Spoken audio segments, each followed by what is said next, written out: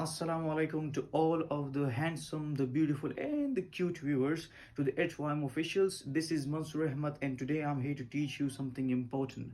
Today I'm here to teach you that how can we make a friendly suggestion in the English grammar. Easy, two ways. We have two structure. The first structure is called the let's plus verb. The second structure is called the why don't we plus verb.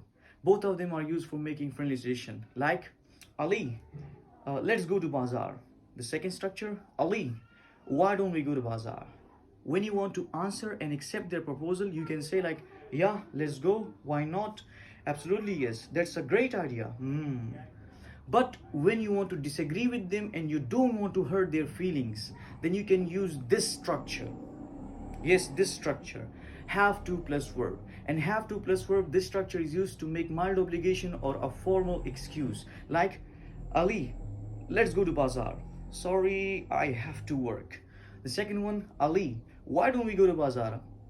Sorry for that. I have some urgent work and some studies to do.